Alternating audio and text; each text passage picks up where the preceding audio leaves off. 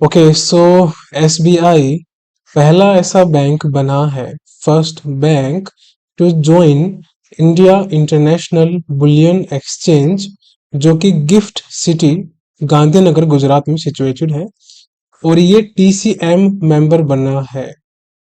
आपको इस न्यूज़ में ये ध्यान रखना है सबसे पहली बात कि इंडिया इंटरनेशनल बुलियन एक्सचेंज का पहला बैंक मेंबर कौन बना है, टीसीएम मेंबर, वो है एसबीआई। इस न्यूज़ को हम डिटेल में देखते हैं आगे।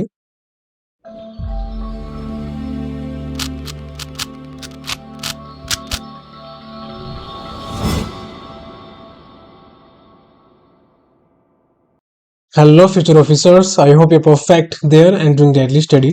सो आज हम फिनिश करेंगे बैंकिंग न्यूज़, जो कि हमारी मई फर्स्ट एंड सेकंड वीक की होगी। और ये पार्ट 1 प्लस पार्ट 2। वैसे तो बैंकिंग न्यूज़ को हम 2 पार्ट में फिनिश करते, लेकिन क्योंकि हमारा लेक्चर ये एक दिन लेट हो गया, तो इसको आज हम दोनों पार्ट को कंबाइंड फिनिश करेंगे। इसमें अप्रोक्सीमेटली आपकी 23 से लेकर 25 तक न्यूज़ रहेगी पूरी बैंकिंग की, जो कि मई फर्स्ट एंड सेकंड वीक की रहेगी। और हम शुरू करते हैं अपने लेक्चर को और देखते हैं क्या क्या इंपॉर्टेंट न्यूज़ है हमारे आज के लेक्चर में बैंकिंग के बारे में। ओके, तो सबसे पहली न्यूज़ आती है। सो एसबीआई पहला बैंक बना है जिसने ज्वाइन किया है इंडिया इंटरनेशनल बुलियन एक्सचेंज, जो कि गिफ्ट सिटी गुजरात गांधीनगर में सिचुएटेड है। और ये इसका टीसीएम मेंबर बना है। टीसीएम मेंबर क्या होता है? ट्रेड कम क्लियरिंग मेंबर। ठीक है, सो ट्रेड कम क्लियरिंग मेंबर ये बना है एसबीआई किसका? इंडिया इंटरनेशनल बुलियन एक्सचेंज का।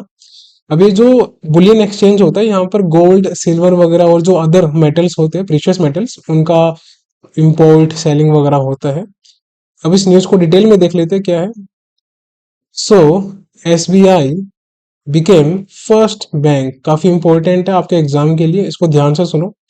तो एसबीआई पहला बैंक बना है इंडिया में जो कि एक्ट करेगा एज अ टीसीएम मेंबर, यानी कि ट्रेडिंग कम clearing member eight India International Bullion Exchange, जो कि गिफ्ट सिटी गांधीनगर गुजरात में सिचुएटेड है। तो इसको ध्यान रखना। आपसे अगर एग्जामिनर पूछे कि इंडिया इंटरनेशनल बुलियन एक्सचेंज में कौन सा बैंक पहला मेंबर बना है, तो नाम आपको पता होना चाहिए, SBI, State Bank of India, जिसकी टैगलाइन है the banker to every Indian, और जो कि 1 जुलाई 1955 को नेशनलाइज्ड हुआ था। और पहले इसका नाम था imperial bank of India, right. तो ये इंडिया का, ये जो हमारा इंडिया इंटरनेशनल बुलियन एक्सचेंज है, IIBX, जो कि गिफ्ट सिटी में सिचुएटेड है, ये इंडिया का पहला इंटरनेशनल बुलियन एक्सचेंज है, जो कि कहाँ पर सिचुएटेड है? गांधीनगर गुजरात के अंदर। इसको ध्यान रखना। आरबीआई ने परमिशन दी है to the authorised Indian banks to act as special category clients. जो हमारे इंडियन बैंक्स हैं जो कि ऑथोराइज्ड हुए हैं आरबीआई के द्वारा, अब ये कौन कौन से बैंक है ये तो हमको नहीं पता, लेकिन जो भी बैंक्स आरबीआई ने ऑथोराइज किए हैं वो इंपोर्ट वगैरह को, गोल्ड, जो भी हमारा गोल्ड और सिल्वर होगा उनको इंपोर्ट कर सकते हैं through India International Bullion exchange. ये आपको ध्यान रखना है। इस पॉइंट में इंपॉर्टेंट क्या है? इस पॉइंट में इंपॉर्टेंट ये है कि जो स्पेशल कैटेगरी क्लाइंट्स हैं उसके लिए आरबीआई ने किसको परमिशन दी है? सो ऑथोराइज्ड इंडियन बैंक्स जो भी होंगे। IFSCA, अब ये काफी इंपॉर्टेंट है एग्जाम के परस्पेक्टिव से। इंडिया इंटरनेशनल बुलियन एक्सचेंज को जो रेगुलेट करता है, जैसे जो हमारा बैंकिंग सिस्टम है उसको रेगुलेट आरबीआई करता है, और जो हमारी सिक्योरिटी मार्केट होती है उसको रेगुलेट सेबी करता है, और जो हमारी एसएमईज वगैरह होती है, स्मॉल मीडियम इंडस्ट्रीज वगैरह होती है, उनको रेगुलेट सिडबी करता है। ऐसे ही IIBX को रेगुलेट करता है IFSCA। तो ये आप ध्यान रखना, एग्जाम में पूछ सकता है कि who regulates India International Bullion exchange, तो इट इज IFSCA। और ये जो हमारा इंडिया इंटरनेशनल बुलियन एक्सचेंज था, ये फेब 2022 में लॉन्च हुआ था, तो इसका डेट भी याद रखना, फेब 2022। लगभग इसको 2 साल से ज्यादा हो चुके हैं। अब एक नोट है, बुलियन क्या होता है? ये फिजिकल गोल्ड और सिल्वर होते हैं of high purity, often kept in the form of bars, ingots and coins. जो आपने देखी होगी ना, बार्स वगैरह जो होती है, ब्रिक्स वगैरह होती है, और ये इनगोट्स क्या होते हैं? इनगोट्स से हम बेसिकली ज्वेलरी वगैरह बनाते हैं, तो किसी भी फॉर्म में हो सकती है ये, सर्कुलर, रेक्टेंगुलर, कैसा भी हो सकता है, ब्रिक फॉर्म में भी हो सकती है। और बार्स वगैरह जो आप देखते होंगे ना, 1-1 किलो की होती है, 2-2 किलो की होती है, तो वो सब होता है। और कॉइन्स वगैरह ये सब जितने भी इन फॉर्म्स में होते हैं, फिजिकल गोल्ड और सिल्वर, उनको रेफर किया जाता है, वो होते हैं बुलियन हमारे। सो IIBX, India International Bullion exchange, allow eligible qualified jewellers, जो भी क्वालिफाइड ज्वेलर्स है जो कि IIBX में एक्सेस कर सकते हैं, वो डायरेक्टली गोल्ड को इंपोर्ट कर सकते हैं, यानी कि बाहर से गोल्ड मंगवा सकते हैं, और गोल्ड और सिल्वर को बेच भी सकते हैं, और जितने भी प्रीशियस मेटल्स हैं उनको स्टोर कर सकते हैं। लेकिन एक एलिजिबल ज्वेलर होने के लिए आपकी जो नेटवर्थ है वो कम से कम 25 करोड़ होनी चाहिए। इसको ध्यान रखना, एग्जाम में पूछ सकता है आपसे। एसबीआई की टैगलाइन क्या है? The banker to every Indian. कब फाउंड हुआ था? 1955, जुलाई 1955 में। तो आई होप आपको इतने न्यूज समझ में आ चुका होगा कि एक एलिजिबल ज्वेलर बनने के लिए इंडिया इंटरनेशनल बुलियन एक्सचेंज में आपकी नेटवर्थ 25 करोड़ या उससे ज्यादा की होनी चाहिए। और एक एलिजिबल या फिर क्वालिफाइड ज्वेलर जो होता है वो इंपोर्ट कर सकता है गोल्ड का, गोल्ड और सिल्वर को सेल कर सकता है फिजिकल जो फॉर्म में होता है, और प्रीशियस मेटल्स को स्टोर कर सकता है। ये था पूरा न्यूज। अब आते हैं सेकंड न्यूज पे। सो बजाज फिनसर्व एसेट मैनेजमेंट की न्यूज है। इसमें क्या है कि बजाज फिनसर्व ने लॉन्च किया है मल्टी एसेट लोकेशन फंड। अब अगर आपसे एग्जाम में पूछा जाए कि कौन से एंटिटी ने इंडिया का पहला मल्टी एसेट फंड लॉन्च किया है, तो आप बता देना, बजाज फिनसर्व ने। याद रखना, मल्टी एसेट फंड, बस इतना याद रख लेना, बाकी इसमें कुछ नहीं है, बाकी आपके काम की चीजें इसमें कुछ भी नहीं है। सो अब आते हैं अगली न्यूज पे। अगेन मैं बता रहा हूँ कि अगर आपसे एग्जाम में पूछे कि इंडिया का पहला मल्टी एसेट फंड किसने लॉन्च किया है, मल्टी एसेट फंड, तो बजाज फिनसर्व याद रखना। HDFC बैंक ने अटल इनोवेशन मिशन, जो कि नीति आयोग के अंडर आता है, इसमें इन दोनों की पार्टनरशिप होगी, जिसमें ये सोशल सेक्टर स्टार्टअप्स जो होंगे हमारे इंडिया में उनको सपोर्ट करेंगे। और इसके लिए जो टोटल इन्होंने एक प्रोजेक्ट कॉस्ट एलोकेट की है वो 19.6 करोड़ की है इन फाइनेंशियल ईयर 24। ओके, तो अभी जो हमारा फिजिकल ईयर 2024 गया था मार्च में, उसमें जो टोटल इन्होंने सपोर्ट किया है वो इतने अमाउंट का किया है। ये न्यूज है जो कि जा चुका। तो 19.6 करोड़ का इन्होंने सपोर्ट किया है। अब न्यूज देख लेते हैं। सो अटल इनोवेशन मिशन, जो कि नीति आयोग के अंदर आता है, ये याद रखना। और HDFC बैंक, इसको भी याद रखना। Support social sector startup with 19.6 crore in physical year 2024 में। इन दोनों ने सपोर्ट किया है सोशल सेक्टर स्टार्टअप्स को, जिसकी टोटल कॉस्ट आई है 19.6 करोड़ इन फिजिकल ईयर 2024, जो कि हमारा 31 मार्च 2024 को एंड हो चुका है।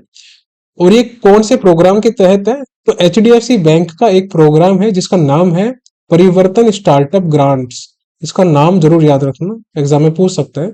सो परिवर्तन स्टार्टअप ग्रांट्स प्रोग्राम का नाम है। HDFC बैंक की स्टेब्लिशमेंट कब हुई थी? अब इसकी स्टेब्लिशमेंट इंपॉर्टेंट क्यों है? क्योंकि ये आपने देखा होगा, DSIC बैंक है, डोमेस्टिक सिस्टमेटिकली इंपॉर्टेंट बैंक्स। तो ऐसे बैंक्स जो हमारे एक HDFC है, ICICI है और SBI है, तो इनके जो स्टेब्लिशमेंट ईयर है वो आपको याद होने चाहिए। तो SBI का 1955 नेशनलाइज्ड ईयर था, और HDFC का 1994 स्टेब्लिशमेंट ईयर है, तो ये याद रखना दोनों। और SBI के चेयरमैन कौन है? तो दिनेश कुमार खारा जी उनके चेयरमैन है। और SBI में 4 MD होते हैं, मैंने पहले सबके नाम बताए थे। अगर आपको याद है तो बहुत अच्छी बात है, आप कमेंट में लिखना। अगर नहीं याद है तो कोई इशू नहीं है, नेक्स्ट लेक्चर में कभी मैं लेके आऊंगा उनके नाम। सो HDFC के हमारे चेयरमैन है वो कौन कौन है? टानू चक्रवर्ती है, ठीक है, याद रखना इंपॉर्टेंट है। और MD है शशिधर जगदीशन। कौन? शशिधर जगदीशन इनके MD है। टैगलाइन क्या है HDFC की? वी अंडरस्टैंड योर वर्ल्ड, हम आपका संसार समझते हैं। तो ये आपको ध्यान रखना है, बस इतना ही इम्पोर्टेंट था। बाकी कितने इंक्यूबेटर्स वगैरह थे वो सब इम्पोर्टेंट नहीं है, जो कि इमेज में लिखा हुआ है, ये आपके लिए इम्पोर्टेंट इतना है नहीं। आ, बस अमाउंट याद रखो, और कौन से बैंक का कोलैबोरेशन था अटल इनोवेशन मिशन के साथ, और कौन सा प्रोग्राम था उस बैंक का, वो याद रखो। अब आते हैं अगली न्यूज पे। तो ब्रिस्क पे कंपनी है जो कि गो ब्रिस्क की है, मुंबई में सिचुएटेड है। इसने कोलैबोरेशन किया है पे यू के साथ, जो कि प्रोसेस की कंपनी है, इसी के अंतर्गत आती है। और इसमें ये जो ब्रिस्क पे कंपनी है, ब्रिस्क पे ने $5 मिलियन का फंड सिक्योर किया है, यानी कि पेयू ने $5 मिलियन का फंड किसको दिया है? ब्रिस्क पे को दिया है। किस चीज के लिए? ग्लोबल पेमेंट जो कि होती है MSMEs वगैरह के लिए, उनको सिंपल करने के लिए, उनको और आसान बनाने के लिए।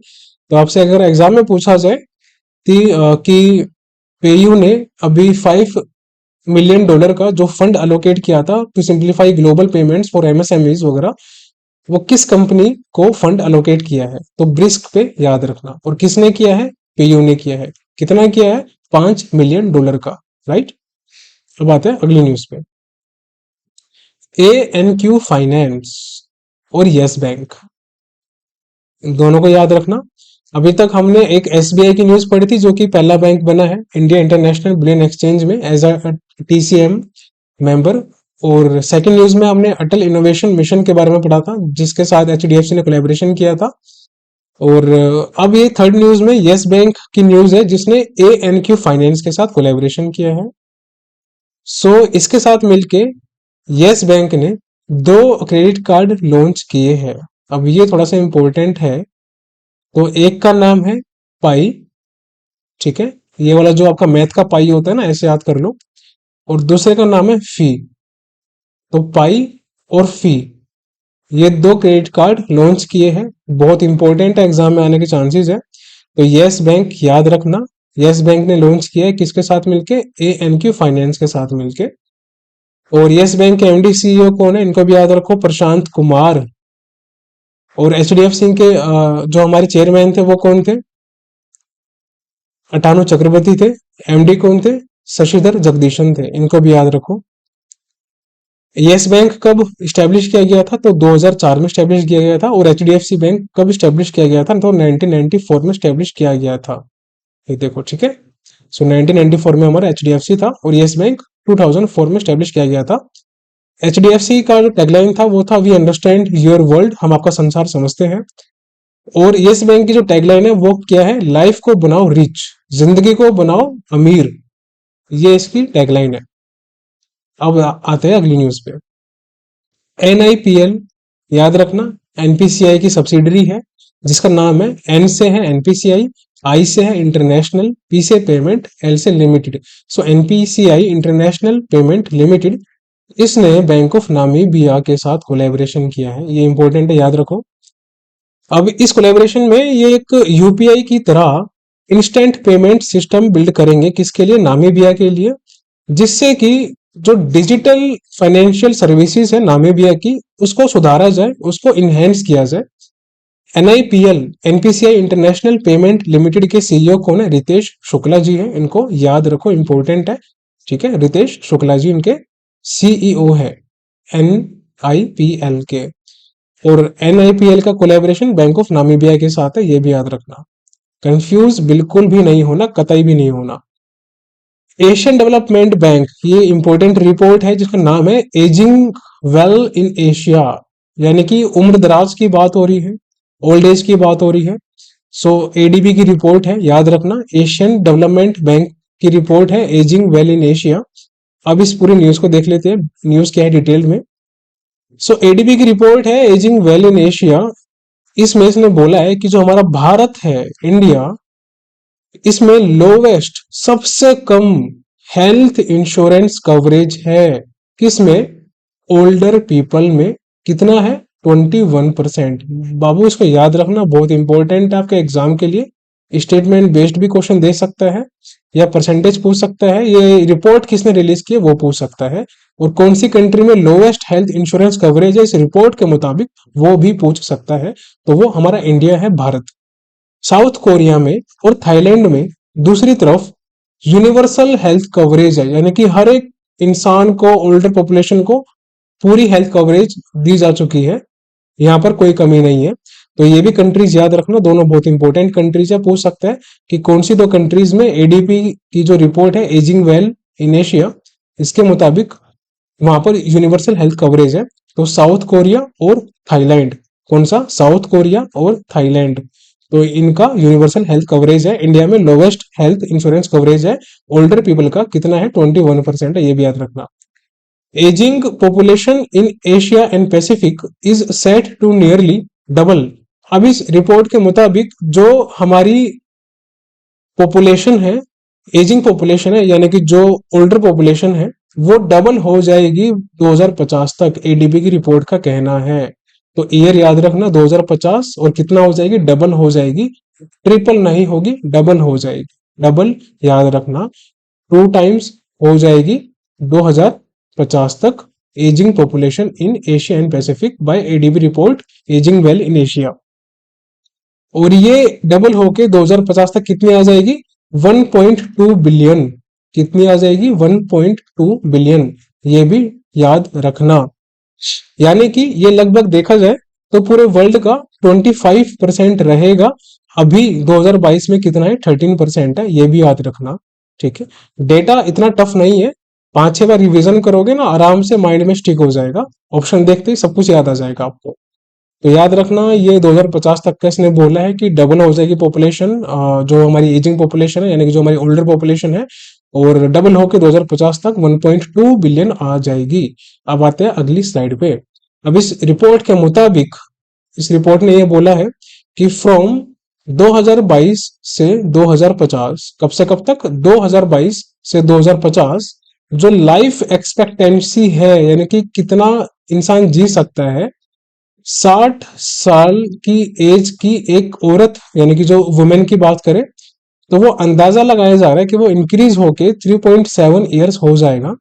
और जो मैन है 60 साल की एज के, उनका इंक्रीज होके 4.1 ईयर हो जाएगा। यानी कि यहाँ पर जो मैन की लाइफ एक्सपेक्टेंसी है, वो लगभग देखा जाए तो 0.4 ज्यादा है किससे? विमेन से। और ये जो रीजनल लाइफ एक्सपेक्टेंसी है, उसका जो एवरेज है उसको रेज कर देगा। यानी कि जो 60 साल की लेडीज है, उनकी जो लाइफ एक्सपेक्टेंसी होगी, उसका जो एवरेज होगा वो कितना हो जाएगा? 25.3 ईयर्स हो जाएगा वुमेन के लिए, और मेन के लिए 22.3 ईयर्स हो जाएगा। इसको भी ध्यान रखना। थोड़ा सा पेचीदा डेटा है, लेकिन ध्यान रखना। देखो, ऐसे याद कर लो कि लाइफ एक्सपेक्टेंसी में अगर देखा जाए तो विमेन 0.4 कम है मैन से, मैन का 4.1 है, इसमें 0.4 कम कर लो तो आपका 3.7 ईयर्स आ जाएगा। बट अगर एवरेज में देखा जाए रीजनल लाइफ एक्सपेक्टेंसी में, तो वीमेन 3 ज्यादा है किससे? मैन से। यानी कि वीमेन 25.3 है, इसमें से 3 माइनस कर दो तो 22.3 आपका मैन आ जाएगा। थोड़ा सा ये कॉम्प्लिकेटेड डेटा है, मैं एक्सेप्ट करता हूं, लेकिन आपको याद करना है। ओल्डर वुमेन इन इंडिया, हमारे भारत में जो ओल्डर वीमेन है, महिलाएं हैं, वो greatest increase in life expectancy, यानी कि अगर पूरे वर्ल्ड में देखा जाए तो इंडिया की जो ओल्डर वुमेन है, उसमें सबसे ज्यादा इंक्रीज देखा जाएगा लाइफ एक्सपेक्टेंसी में। कितना? 6.4 ईयर्स। ये भी अलग से डेटा याद रखना। यहाँ पर बात हो रही है विमेन के रिगार्डिंग। तो ये older women in India will see the greatest increase in life expectancy at 6.4 years. कितना? 6.4 ईयर्स। सेकंड पे कजाकिस्तान है, थर्ड पे जॉर्जिया है, फोर्थ पे हांगकांग है। दूसरी तरफ अगर हम मैन की बात करें, तो आर्मेनिया जो कंट्री है, देखो ओल्डर वुमेन में तो इंडिया है जहां पर ग्रेटेस्ट इंक्रीज होगा लाइफ एक्सपेक्टेंसी में, कितना? 6.4 ईयर्स। लेकिन जो ओल्डर मैन की बात आएगी तो आर्मेनिया में सबसे ज्यादा इंक्रीज होगा लाइफ एक्सपेक्टेंसी में, मैन में, कितना? 6.1 ईयर्स का।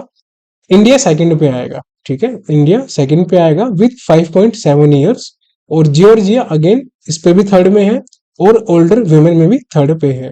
तो ऐसे याद रखना, ओल्डर वीमेन में इंडिया फर्स्ट पे है, सेकंड पे कजाकिस्तान, थर्ड पे जॉर्जिया एंड फोर्थ पे हांगकांग। ओल्डर वीमेन में जो लाइफ एक्सपेक्टेंसी है वो ग्रेटेस्ट इंक्रीज होगी कितनी, 6.4 ईयर्स, और जो ओल्डर मैन में है वो लाइफ एक्सपेक्टेंसी इंक्रीज होगी अर्मेनिया में सबसे ज्यादा 6.1 ईयर्स की, इंडिया में 5.7 ईयर्स की है, ऐसे याद रखना। अब आते हैं अगली न्यूज पे, अगली स्लाइड पे। एशिया पैसिफिक में अब इस रिपोर्ट के मुताबिक कि एशिया पैसिफिक जो रीजन है उसमें 40% जो पॉपुलेशन है जिनकी उम्र 60 साल से ऊपर की है उनको पेंशन एक्सेस नहीं मिलता। क्या नहीं मिलता? पेंशन एक्सेस नहीं मिलता। ये इंपॉर्टेंट है, याद रखना, एग्जाम में आ सकता है कि इस रिपोर्ट के मुताबिक एशिया पैसिफिक रीजन में कितने परसेंट पॉपुलेशन को अबव 60 पेंशन एक्सेस नहीं मिलता, तो 40%, याद रखना। एशियन डेवलपमेंट बैंक के नए कंट्री डायरेक्टर इंडिया के कौन है? मियो ओका। ये आप इमेज में देख सकते हो, ये हमारी मियो ओका मैम है जो कि कंट्री डायरेक्टर है इंडिया के लिए एडीबी की, याद रखना। एशियन डेवलपमेंट बैंक के प्रेसिडेंट कौन है? ये भी इंपॉर्टेंट है, मसत्सुगु असाकावा, जो कि जापान के हैं, राइट। कितने मेंबर्स हैं? टोटल 68 मेंबर्स हैं एडीबी के अंदर, जिसमें से 49 मेंबर्स जो है वो एशिया पैसिफिक रीजन्स के हैं और 19 इसके बाहर के हैं, राइट। इस्टेब्लिश्ड कब हुआ था? 1966 में इस्टेब्लिश हुआ था। देखो, एसबीआई 1955 में नेशनलाइज्ड हुआ था, ये आपको मालूम ही होगा, आपको मैंने कई बार बता दिया। ऐसे याद कर लो कि इसके 11 साल बाद एडीबी बना था, कब? 1966 में, ऐसे याद रख लो। हेडक्वार्टर कहां पर है एडीबी का? मंडल योंग सिटी है जो कि मेट्रो मनीला फिलीपींस में है। So Mandaluyong city, Metro Manila Philippines, ये भी याद रखना। अब आते हैं अगली न्यूज पे। तो काफी खतरनाक न्यूज थी जो एडीबी की रिपोर्ट थी, अच्छे से इसको 3 बार 4 बार 10 बार 15 बार 50 बार रिवाइज कर लेना, भूलना मत।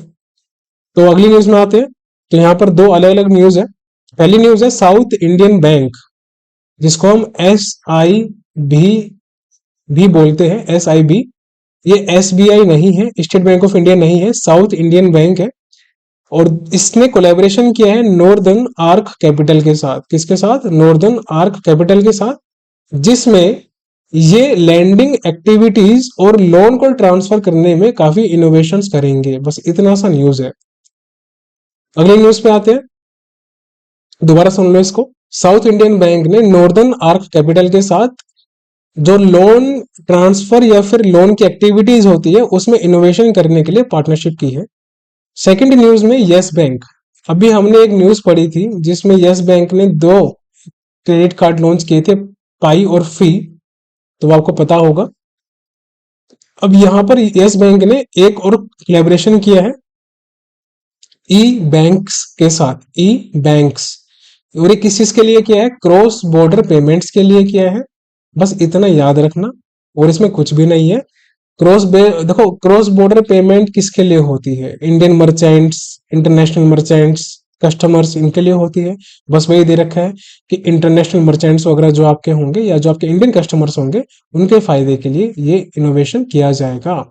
इसमें यस बैंक के तहत ई बैंक्स इसकी हेल्प करेगा, यस बैंक की क्रॉस बॉर्डर पेमेंट को इजी बनाने में, ताकि ग्लोबल कॉमर्स के ऑप्शंस ज्यादा डेवलप हो सके, इंक्रीज हो सके। बस इतना सा था इस न्यूज के अंदर। अब आते हैं भैया अगली न्यूज पे। सो आईएफएससीए जो कि रेगुलेट करता है इंडिया इंटरनेशनल बुलियन एक्सचेंज को, मैंने बताया था आपको, IIBX को रेगुलेट करता है, जिसमें कि एसबीआई फर्स्ट टीसीएम मेंबर बना है। ठीक है, दोबारा आपको मैं बता देता हूं। देखो, सेपरेटली मैं तो न्यूज याद करता नहीं हूं, बट आपको न्यूज पढ़ाते हुए मुझे याद हो जाती है। तो मैं उम्मीद करता हूं कि अगर मुझे न्यूज को पढ़ाते हुए न्यूज याद हो जाती है तो आपको तो सुनते हुए न्यूज याद हो जानी चाहिए, और इसका रिवीजन करो। आईएफएससीए की फुल फॉर्म याद करो, बार बार न्यूज में आता है, इंटरनेशनल फाइनेंस, ठीक है, international finance services centre authority. ये इसकी फुल फॉर्म है। So international finance services centre authority IFSCA, जो कि इंडिया इंटरनेशनल बुलियन एक्सचेंज को भी रेगुलेट करता है, इसने कोलैबोरेशन किया है फाइनेंशियल प्लानिंग स्टैंडर्ड्स बोर्ड के साथ, FPSB यानी कि फाइनेंशियल प्लानिंग स्टैंडर्ड्स बोर्ड के साथ। इसमें IFSC गुजरात, जो कि गिफ्ट सिटी में है, उसको प्रमोट किया जाएगा।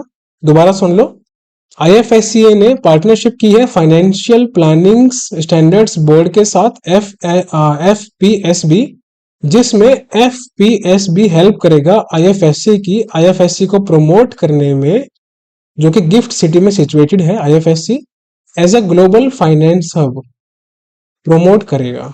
बस इतना सा न्यूज है कि IFSC को ग्लोबल फाइनेंस हब के तौर पे प्रमोट करना है। That's it.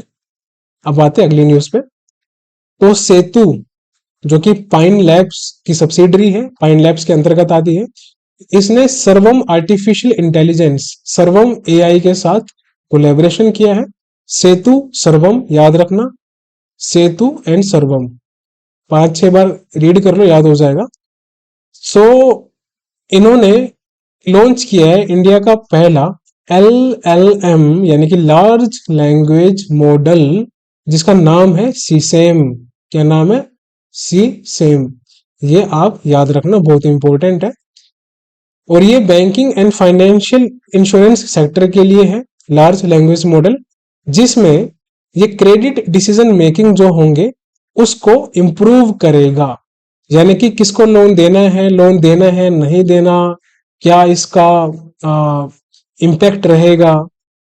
तो जितना भी डिसीजन मेकिंग होगा लोन सैंक्शन करने में, क्रेडिट देने में, वो इस लार्ज लैंग्वेज मॉडल के तहत किया जाएगा। तो याद रखना, सेतु जो कि पाइन लैब्स के अंतर्गत आता है और सर्वम AI, इनका कोलैबोरेशन है। अब आते हैं अगली न्यूज पे। India contributes $5 lakh to UN counter terrorism trust fund. अब ये इंपॉर्टेंट है, एग्जाम में भी पूछ सकता है आपसे कि इंडिया ने अभी हाल फिलहाल में कितना amount UN counter terrorism trust fund में अलोकेट किया है, तो वो है $5 लाख। अब आते हैं पूरी न्यूज में।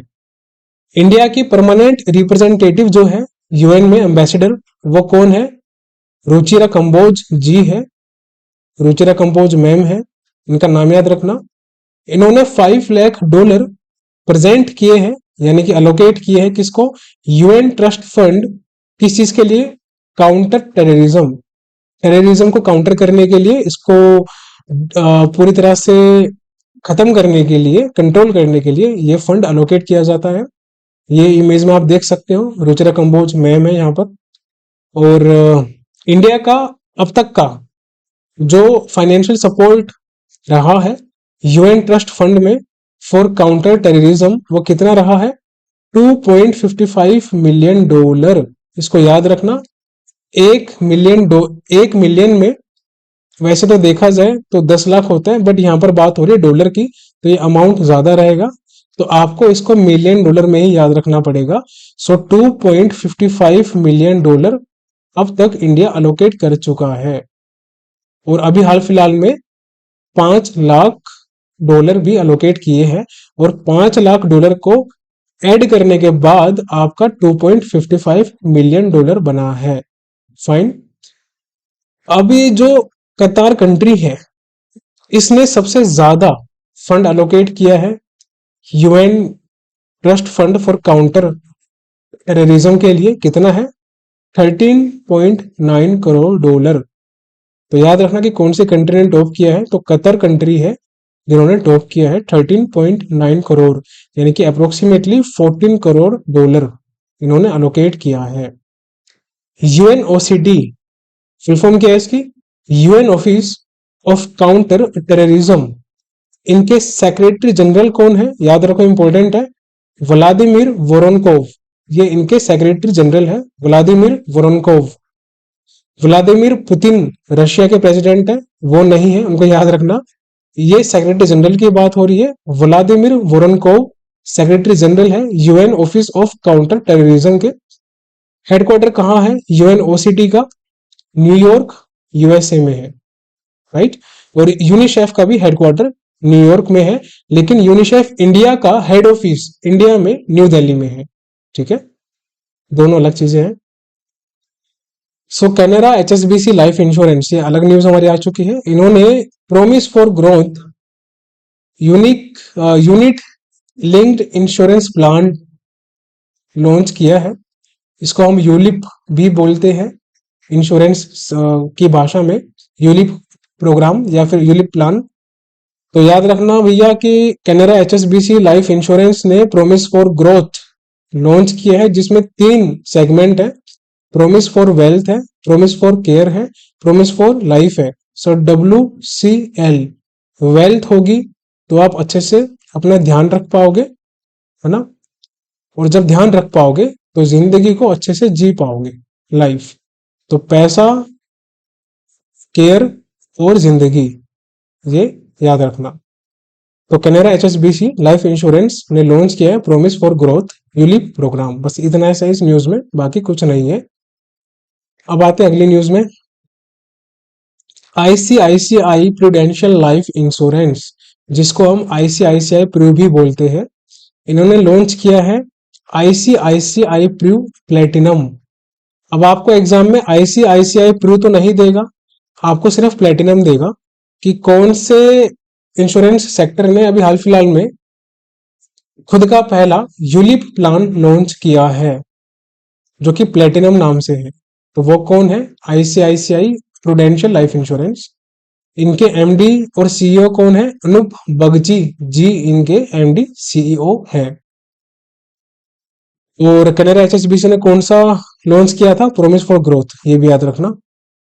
अब आते हैं दोबारा अगली न्यूज पे, जो कि एडीबी से रिलेटेड है, एशियन डेवलपमेंट बैंक।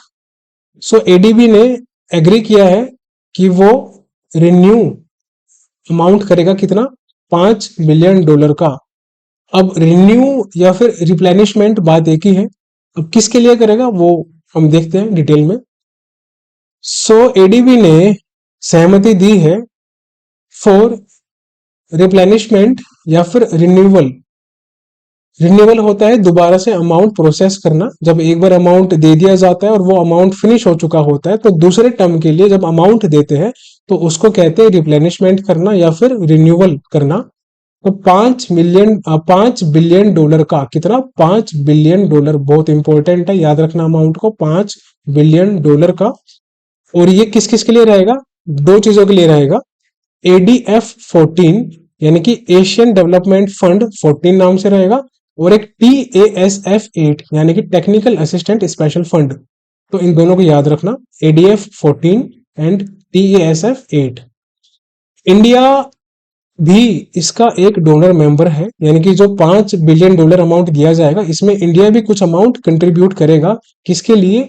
ADF-14 के लिए, एशियन डेवलपमेंट फंड 14 के लिए। ये याद रखना, आपसे एग्जाम में पूछ सकता है कि क्या इंडिया इसका डोनर मेंबर है या नहीं है, तो आपको बताना है कि इंडिया इसका डोनर मेंबर है।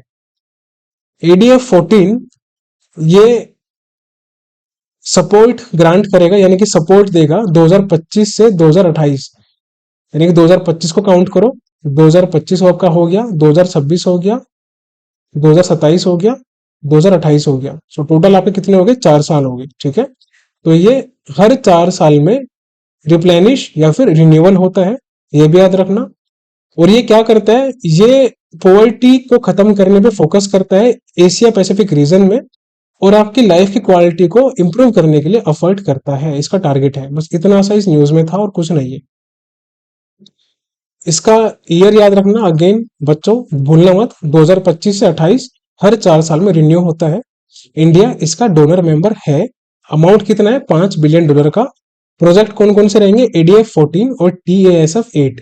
और कौन कर रहा है सैंक्शन? ये एडीबी की, एडीबी ने सहमति दी है फॉर द रिप्लेनिशमेंट या फिर रिन्यूअल ऑफ $5 बिलियन।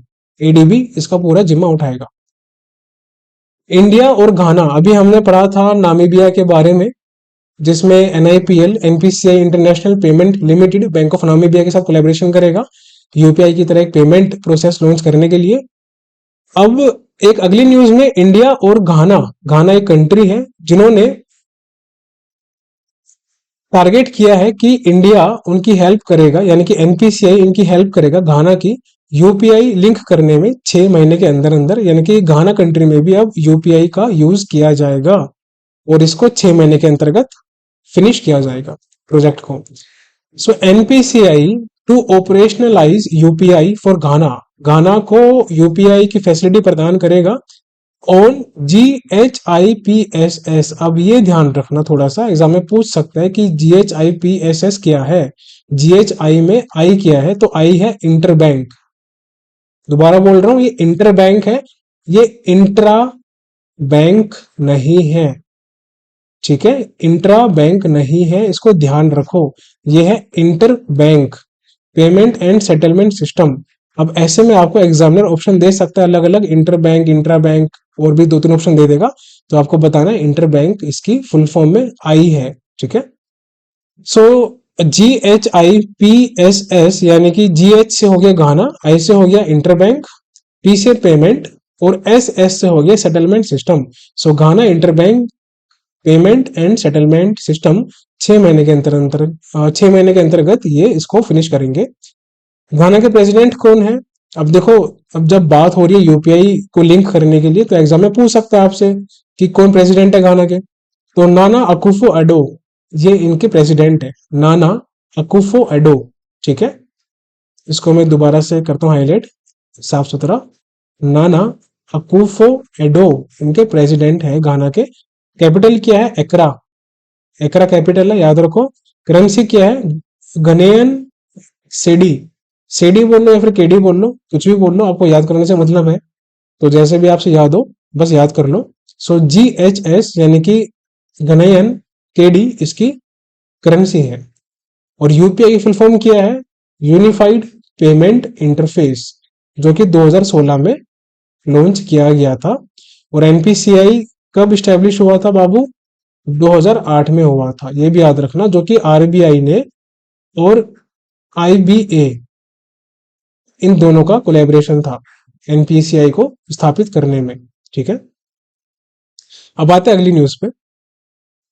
सो मेरे एसेट म्यूचुअल फंड, मेरे बोल लो या फिर मेरा ही बोल लो, कैसे भी बोल लो, तो मेरे एसेट म्यूचुअल फंड ने लॉन्च किया है इंडिया का पहला म्यूचुअल फंड स्कीम। अब ये इंपॉर्टेंट है क्योंकि इंडिया का पहला म्यूचुअल फंड स्कीम है जिसका नाम है Nifty mid small 400 momentum quality 180F, यानी कि एक्सचेंज ट्रेडेड फंड, जिसमें मिनिमम इन्वेस्टमेंट 5000 की जाएगी। उसके बाद आप कितना भी कर सकते हो, 1 रुपए से स्टार्ट हो जाएगा, यानी कि 5001, 5002 कितना भी कर सकते हो आप, लेकिन मिनिमम जो है वो 5000 रहेगी। तो ये आपको ध्यान रखना है। और किस एंटिटी ने इंडिया का पहला mutual fund scheme Nifty mid small 400 नाम से लॉन्च किया है? तो याद रखना, मेरे एसेट म्यूचुअल फंड ने लॉन्च किया है, भूलना मत बिल्कुल भी, MIRAE मेरे। अब दूसरी न्यूज पे आते हैं। सो आरबीआई ने ग्रो को लाइसेंस दिया है, साथ ही साथ में वर्ल्ड लाइन ई पेमेंट, इन दोनों को लाइसेंस दिया है। अब ये पेमेंट एग्रीगेटर की तरह काम कर सकते हैं। और कौन से एक्ट के तहत लाइसेंस दिया है? तो payment and settlement system act of 2007, इसको याद रखना, PSS 2007, यानी कि payment and settlement systems act 2007। अब पेमेंट एग्रीगेटर वो होते हैं जब किसी भी एप्लीकेशन पे पेमेंट करने के वेरियस मेथड्स या फिर वेज अवेलेबल हो, जैसे EMI ऑप्शन, यूपीआई या फिर QR कोड वगैरह, जितने भी ऑप्शन हो सकते हैं, उन सभी ऑप्शन से अगर आप पेमेंट कर सको किसी एक पर्टिकुलर सेगमेंट में, किसी एक पर्टिकुलर एप्लीकेशन पे, तो वो होता है काम पेमेंट एग्रीगेटर का, कि सारे के सारे पेमेंट मेथड्स को लाके वो रख देता है। अब आपको जिस भी पेमेंट मेथड का यूज करके पेमेंट करनी है, आप पेमेंट कर सकते हो। तो ये है पेमेंट एग्रीगेटर, ठीक है। पेमेंट गेटवे अलग चीज होती है, ये मैंने समझाया है डिटेल्ड में लेक्चर में, अप्रैल मंथ के अंदर बैंकिंग में जाके वो लेक्चर देख लेना बैंकिंग के, आपको पूरा समझ में आ जाएगा। और अब हम आते हैं अगली न्यूज पे। तो शिवालिक स्मॉल फाइनेंस बैंक, अब भैया ये काफी इंपॉर्टेंट न्यूज है, याद रखना। शिवालिक स्मॉल फाइनेंस बैंक ने कोलैबोरेशन किया है सीसी एवेन्यू, जो कि इन्फीबीम एवेन्यूज का सेगमेंट है, सब्सिडरी है, याद रखना।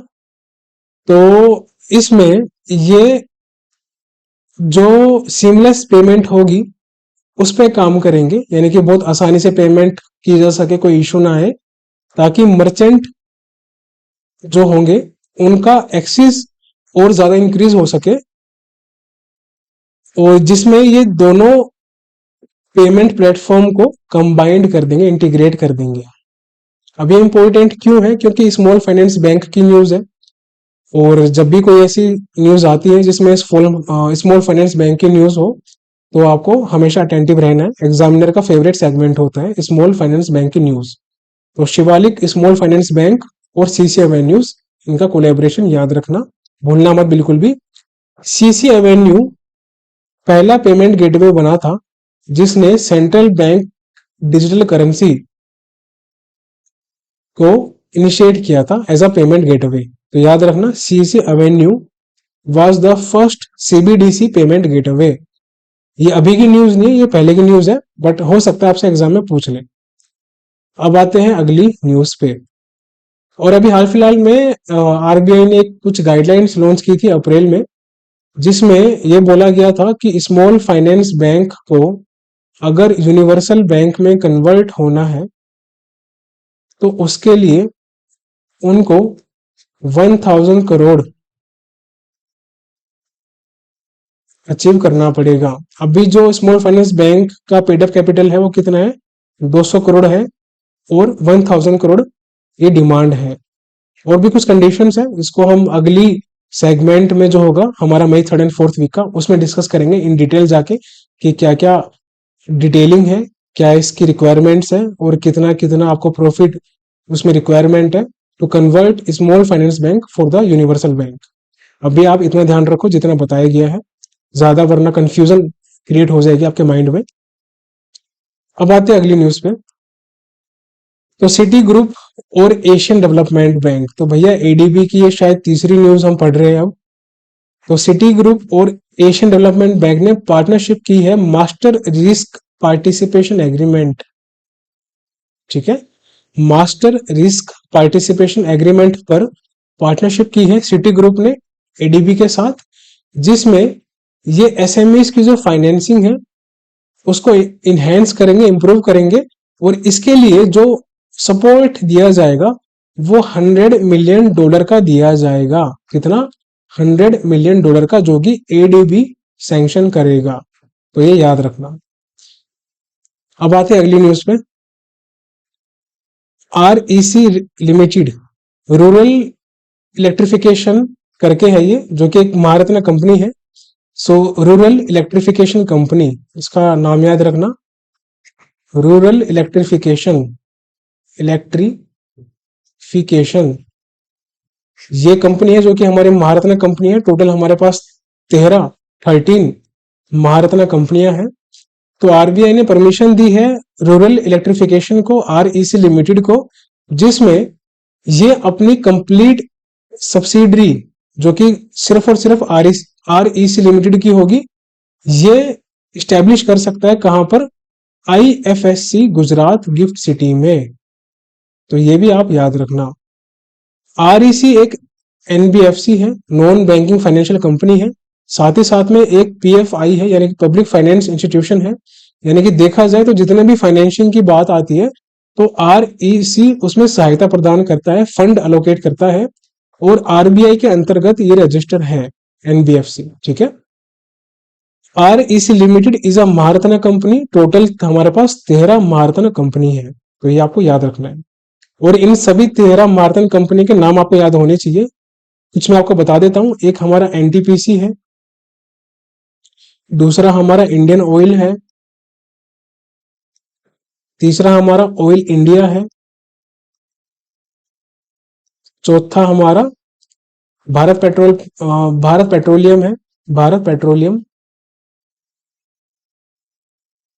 और उसके बाद शायद हमारे पास हिंदुस्तान पेट्रोलियम भी है, जहां तक मुझे याद आ रहा है।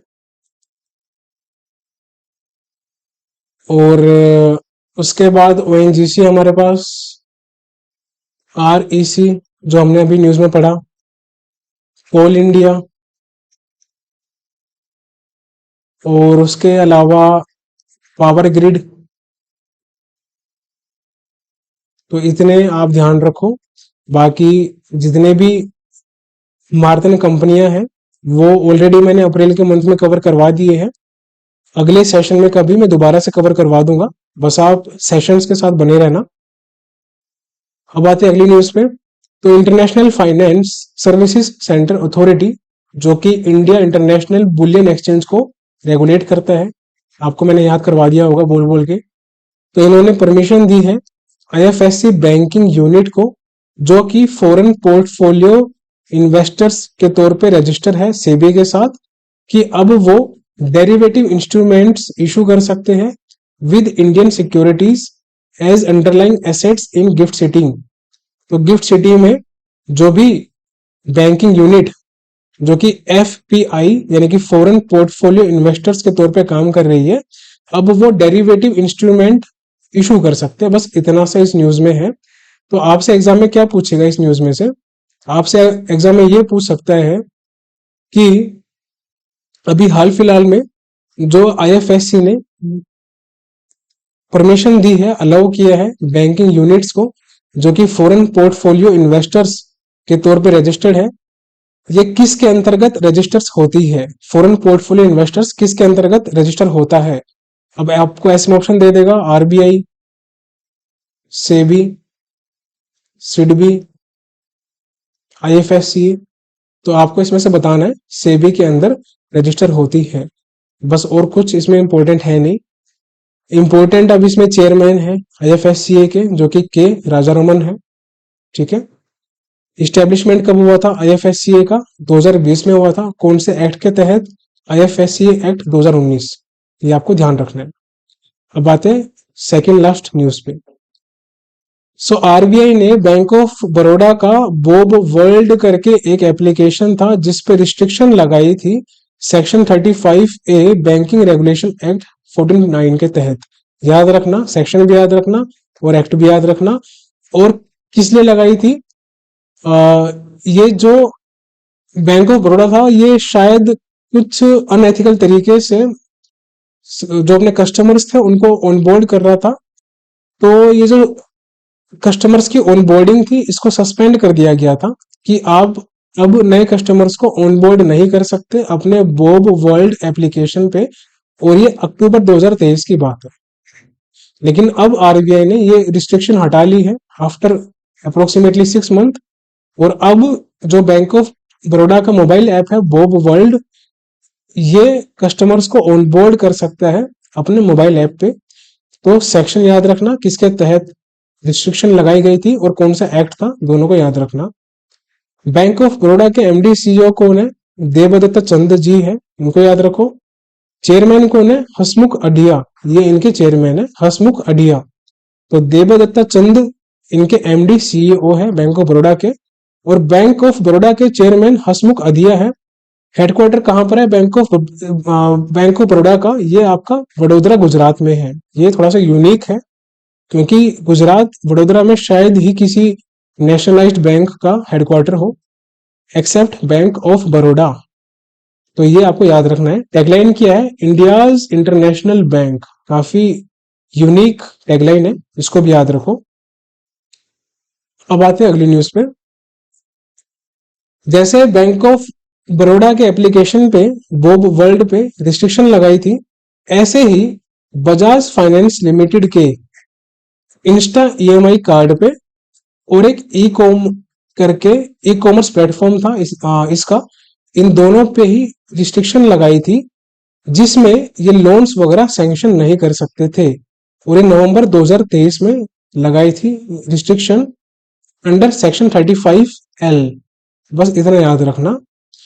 और अब वो रिस्ट्रिक्शन हटा दी गई है, यानी कि अब बजाज फाइनेंस अपना इंस्टा ईएमआई कार्ड और ई कॉम प्लेटफॉर्म के तहत लोन्स का डिसबर्समेंट कर सकता है। अब आपसे एग्जाम में ये पूछ सकता है कि इंस्टा ईएमआई कार्ड और ई कॉमर्स प्लेटफॉर्म किस एंटिटी का है? तो वो है Bajaj finance limited. Bajaj finance है। अब यहाँ पर अलग अलग चीजें आती है, एक बजाज फाइनेंस है और एक बजाज फिनजर्व है। काफी बच्चे बजाज फिनजर्व में कंफ्यूज हो जाते हैं, मैंने जानबूझ के यहाँ पर डाला भी है, ये देखो। तो ये आपको ध्यान रखना है, बजाज फाइनेंस लिमिटेड है, इसके तहत इसी के ये एंटिटी है, इसी के सेगमेंट है, तो ये आपको अच्छे से ध्यान रखना है, राइट, कंफ्यूज बिल्कुल भी नहीं होना। उसके अलावा यहाँ पर इस न्यूज में कुछ दिया नहीं हुआ एज सच इमेज के अंदर। तो बस इतना था हमारा सेशन आज का, और आई होप आपको सेशन पसंद आया होगा। हमारा अगला लेक्चर जो होगा वो सेबी न्यूज पे होगा, मई 1 एंड 2 वीक का। उसके बाद हम फोकस करेंगे इंटरनेशनल वगैरह पे, साइंस एंड टेक पे, एक्विजिशन पे और इकोनॉमी पे। देन कुछ अपॉइंटमेंट्स वगैरह होंगे, एंड बाकी जो इंपॉर्टेंट न्यूज होगी वो हम मई 3 एंड 4 वीक में कंबाइंड कवर कर लेंगे। तो फ्यूचर ऑफिसर्स, अगर आप आरआरबी पीओ को टारगेट कर रहे हो तो इम्पोर्टेंट है आपके लिए कि आप जाके ये मेंस स्ट्रेटजी देख सकते हो आरआरबी पीओ की। और करंट अफेयर्स कैसे कवर करनी है ये मैंने डिटेल में समझाया हुआ है, एज वेल एज कैसे याद करनी है वो भी मैंने डिटेल में समझाया हुआ है, तो आप जाके यूट्यूब पे देख सकते हो। तो मिलते हैं जल्दी ही नेक्स्ट सेशन में। आई होप आपको ये सेशन समझ में आया होगा और पसंद आया होगा। पसंद आए तो लाइक जरूर करना और अपने फ्रेंड्स के साथ शेयर करना, और अच्छे से रिवीजन करना हर एक लेक्चर का मल्टीपल टाइम्स। तो मिलेंगे जल्दी ही नेक्स्ट सेशन में। और हाँ, सबसे इंपॉर्टेंट बात जाते जाते, आपको किसी भी लेक्चर की नोट्स नहीं बनाने, ये याद रखना। नोट्स पीडीएफ आपको टेलीग्राम ग्रुप जिसका नाम है @राइट अप्रोच_बैंकिंग ये वाला, और टेलीग्राम चैनल जिसका नाम है @राइट अप्रोच_यूट्यूब, इन दोनों को ज्वाइन कर लेना है। यहाँ पर आपको हर एक अपडेट मिल जाएगी लेक्चर्स की, और भी जो इंपॉर्टेंट इंफॉर्मेशन होगी हमारे एग्जाम्स के बारे में, as well as notes PDF आपको इन दोनों में मिल जाएगी। उसका प्रिंट आउट निकलवाओ वीकली या फिर मंथली वाले का, और उसको याद करना शुरू करो, और 8 से 10 बार बार बार उसका रिवीजन करना भी आपको जरूरी है। इतना ध्यान रखना, अगर इतना रिवीजन नहीं किया तो पेपर्स में मार्क्स आपके नहीं आएंगे, और आप डेटा को भूल जाओगे और एग्जाम में ऑप्शंस में कंफ्यूज हो जाओगे। So make sure to join this both Telegram group and channel, और नोट्स पीडीएफ को डाउनलोड कर लेना। अप्रैल मंथ की पूरी कंप्लीट मंथली पीडीएफ सेंड की जा चुकी है, वो आप डाउनलोड करके उसका प्रिंट आउट निकलवा सकते हैं, उसको याद करना शुरू कर सकते हैं। और जैसे ही हमारा मई का 1 एंड 2 वीक फिनिश होगा, आपको इसकी वीकली पीडीएफ 1 एंड 2 वीक की ग्रुप में और चैनल में सेंड कर दी जाएगी, वहां से आप इसको डाउनलोड कर सकते हैं। सो अभी के लिए bye bye, take care and अच्छे से मेहनत करो एंड स्टडी हार्डर।